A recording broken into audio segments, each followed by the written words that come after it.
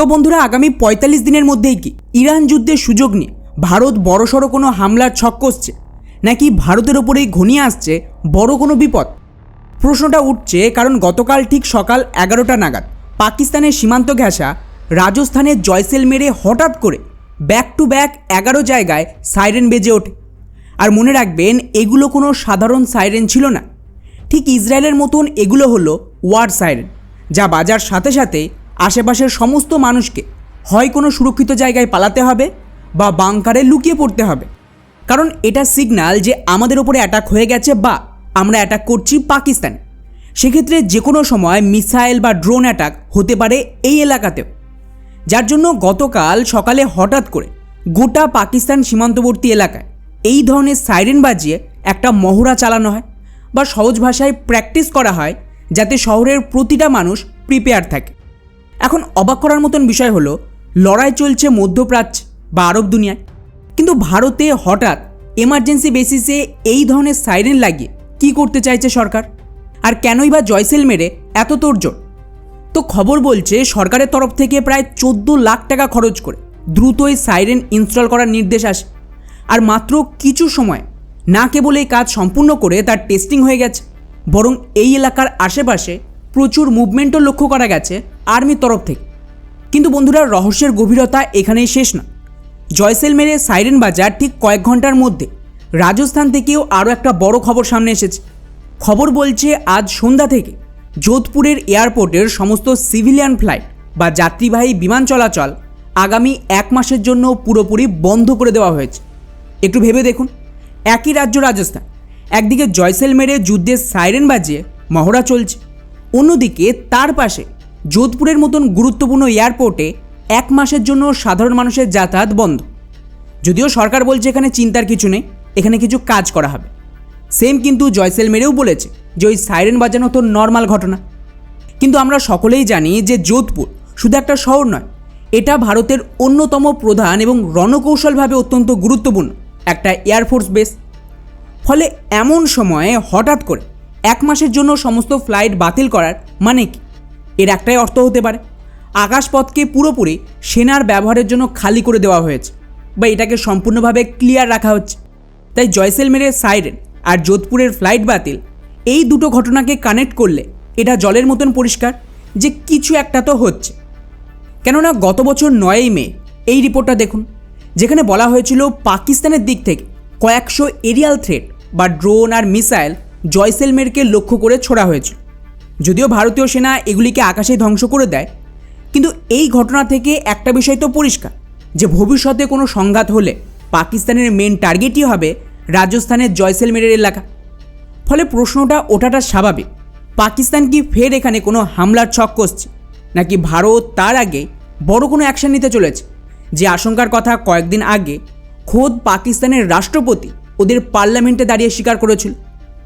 আর বন্ধুরা, ঠিক এই কারণেই আমি ভিডিওর শুরুতে ৪৫ দিনের কথা বলেছিলাম। কিন্তু কেন ৪৫ দিন? আমি কিসের ভিত্তিতে বলছি যে আগামী ৪৫ দিনে বড় কিছু ঘটতে পারে? শুধু এই এয়ারপোর্ট বন্ধের জন্য? ওয়েল না, এর পেছনে রয়েছে গত কয়েকদিনে ঘটে যাওয়া বেশ কিছু চাঞ্চল্যকর ঘটনা, যা পরপর সাজালে ছবিটা অনেকটাই পরিষ্কার হয়েছে। দেখুন, ২৭ তারিখে জয়সলমেরের সাইরেন বাজার ঠিক আগের দিন, অর্থাৎ ২৬ তারিখে এনআইএ সরকারের কাছে আরও ৪৫ দিনের সময় চেয়েছে। কিসের জন্য? মনে আছে আপনাদের কয়েক মাস আগে দিল্লিতে হওয়া সেই বোমা বিস্ফোরণের কথা, যেখানে কিছু মুসলিম ডাক্তাররাও জড়িত ছিল? সেই পুরো টেরর নেটওয়ার্ক এবং এর পেছনে কোন কোন দেশের হাত রয়েছে তার ইনভেস্টিগেশন রিপোর্ট জমা দিতেই এনআইএ এই ৪৫ দিন সময় চেয়েছে। আর এখানেই আসল খেলা। অপারেশন সিঁদুরের সময় ভারত সরকার একটা বড় নীতি পরিবর্তন করেছে, যার আওতায় এখন থেকে ভারতের ওপর কোনো জঙ্গি হামলা মানে তা অ্যাক্ট অফ ওয়ার হিসেবে গণ্য করা হবে।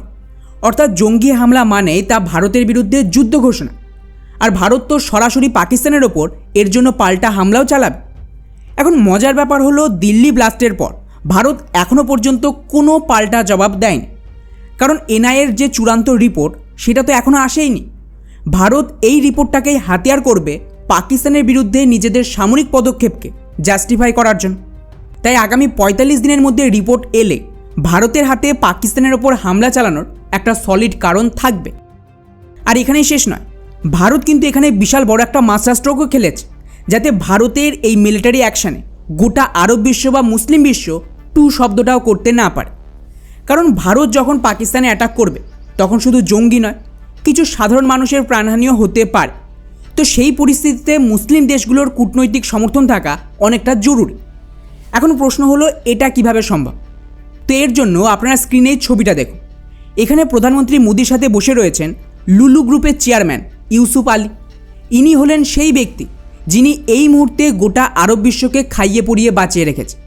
অর্থাৎ সহজ ভাষায় বললে ওমান, কুয়েত, কাতার থেকে শুরু করে সৌদি, ইউএই প্রতিটা গালফ দেশের ফুড সাপ্লাই নিয়ন্ত্রণ করে ওনার কোম্পানি লুলু গ্রুপ। তিনি দুদিন আগেই তড়িঘড়ি দিল্লিতে ছুটে এসেছেন ভারতকে ধন্যবাদ জানাতে। কেন? কারণ ইরান যুদ্ধের এই ভয়াবহ পরিস্থিতিতে ভারত যেভাবে টানা ফুড সাপ্লাই দিয়ে গোটা আরব বিশ্বকে বাঁচিয়ে রেখেছে তা অবিশ্বাস্য। অর্থাৎ এই মুহূর্তে আরব বিশ্বের গলার নলি ভারতের হাতে। ভারত যদি আজ ফুড সাপ্লাই বন্ধ করে দেয় তবে ওই দেশগুলোর অস্তিত্ব সংকটে পড়বে। আমাদের কাছে তেল নেওয়ার জন্য তো রাশিয়া বা আফ্রিকার বিকল্প আছে, কিন্তু আরবদের কাছে খাবারের জন্য ভারতের খুব বেশি অল্টারনেটিভ মজুদ নেই। আর থাকলেও এত ভারী মাত্রায় তারা ফুড সাপ্লাই করতে পারবে না। আর এই ডিপ্লোমেসিকেই ভারত এখন হাতিয়ার বানাচ্ছে। আর এই ছবিটাকে খুব ভালোভাবে অবজার্ভ করুন। এখানে প্রাইম মিনিস্টার মোদির যে বডি ল্যাঙ্গুয়েজ সেটা দেখুন, উনি কতটা রিল্যাক্স, অথচ ইউসুফ আলীকে বেশ টেন্স দেখাচ্ছে এবং মনে হচ্ছে খুবই তাড়াহুড়োতে রয়েছে, যা ক্লিয়ার ইন্ডিকেশন পরিস্থিতি কোন দিকে এগোচ্ছে। যাই হোক, এবারে আসি আসল কথা। তো গত শেষ 3 দিনে যা যা ঘটেছে তার একটা লিস্ট যদি আপনারা দেখেন এবং সেগুলিকে পরপর সাজান, তবে পুরো প্রিপারেশনটা আপনার কাছে পরিষ্কার হয়ে যাবে। তো শুরু করা যাক 24 তারিখ থেকে। ওই দিন হঠাৎ করেই আমেরিকার সেক্রেটারি অফ ওয়ার দিল্লিতে ছুটে আসেন। সহজ ভাষায় বলতে গেলে ইনি হলেন সেই ডিপ স্টেটের হাতিয়ার, যাদের মূল কাজই হলো বিভিন্ন দেশে যুদ্ধ লাগিয়ে অস্ত্রের ব্যবসা করা আর প্রফিট কামানো। এরা এমনকি ট্রাম্পকেও ইরানে ফাঁসিয়ে দিয়েছে। তো ওনার বলা কয়েকটা লাইন যদি আপনাদের পড়ে শোনায় তবে বুঝতে পারবেন এর গভীরতা কতটা আর এখানে কত বড় ষড়যন্ত্রও চলছে। উনি বলছেন যে যুক্তরাষ্ট্র ভারতকে গভীর শ্রদ্ধার সাথে দেখে একটা মহাদেশীয় মাপের প্রজাতন্ত্র, মানে কন্টিনেন্টাল রিপাবলিক হিসেবে। আর বন্ধুরা, এই লাইনটা খুব মন দিয়ে শুনুন। এটা খুবই ইন্টারেস্টিং যে ভারতই পৃথিবীর একমাত্র দেশ যাকে একটা উপমহাদেশ বলা হয়। অর্থাৎ আমাদের অখণ্ড ভারতের সীমানা এবং এর প্রভাব এতটাই ডমিনেটিং ছিল যে আমরা নিজেদের মধ্যেই একটা আস্ত মহাদেশ ছিলাম।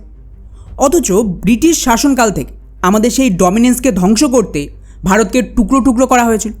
আর আজ আমেরিকা প্রথমবার বলছে যে তারা ভারতকে সেই মহাদেশীয় স্তরের গণতন্ত্র হিসেবে শ্রদ্ধা করে। এর ঠিক পরে ওনার দ্বিতীয় লাইনটা ছিল সবচেয়ে গুরুত্বপূর্ণ। উনি বলেন যে ভারত একটা ঐতিহ্যশালী জাতি, তাই ভারত আজ যা সিদ্ধান্ত নেবে তা ইন্দো স্পেসিফিক গঠন আর ভবিষ্যৎ নির্ধারণ করবে। আর এই সিদ্ধান্তে সাহায্য করতে আজ আমি ভারতে এসেছি। এর আসল মানেটা কি? একে ডিকোড করলে যা দাঁড়ায় তা হলো ডিপ স্টেট এখন আমেরিকা ছেড়ে ভারত থেকে প্রফিট তুলতে চাইছে। তারা চাইছে যে ভারত এবারে মিলিটারি ডমিনেন্স শুরু করুক, যার মানে হলো ভারতকে পাকিস্তান এবং আরও কিছু দেশে হয়তো মিলিটারি অপারেশন চালাতেই হবে। আর ভারত যত বড় অপারেশন চালাবে ডিপ স্টেটের তার থেকে প্রফিট বাড়বে। আর এর কারণটা খুবই সিম্পল। ভারত যখন যুদ্ধ করবে তখন তার প্রচুর আধুনিক অস্ত্রের প্রয়োজন হবে।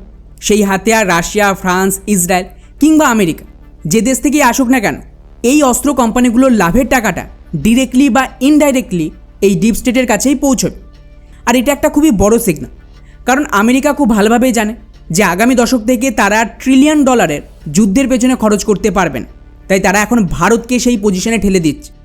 তো 24 তারিখে এই বড় বয়ানটা আসার ঠিক পরদিন অর্থাৎ 25 তারিখে ভারত ঘোষণা দেয় যে মিডল ইস্ট যুদ্ধের জন্য তারা এখন থেকে ডেইলি ওয়ার ব্রিফিং করবে। লড়াইটা হচ্ছে আরব দেশ, অথচ ভারত কেন ওয়ার ব্রিফিং করবে এটাকে নিয়ে অনেক জার্নালিস্ট পোস্টও করেছিল। আর এর কারণ খুবই সিম্পল। অপারেশন সিঁদুরের সময় আমরা লড়াই জিতলেও ইনফরমেশন ওয়ারে পিছিয়েছিলাম, আর এবারে ভারত সেই ভুলটা করতে চাইছে না। এটা তারই প্রিপারেশন চলছে যে ভারত অপারেশন সিঁদুরের দরুনও হয়তো এই জাতীয় ব্রিফিং কন্টিনিউ করবে। আর এর ঠিক পরের দিন মানে 26 তারিখেই একদিকে প্রাইম মিনিস্টার মোদির সাথে আরব দেশের লুলু গ্রুপের চেয়ারম্যানের সেই মুখ্য মিটিং হয়, যা আরব দেশগুলোর ওপর ভারতের ডিপ্লোম্যাটিক কবজাকে মজবুত করে। আর ওই একই দিনে এনআইএ দিল্লি ব্লাস্টের ফাইনাল রিপোর্টের জন্য লাস্ট 45 দিন সময় চেয়ে নেয়। এবং এই সবের পর সবশেষ গতকাল মানে 27 তারিখে জয়সলমেরে 11টা জায়গায় সাইরেন বাজিয়ে মহড়া করা হয়।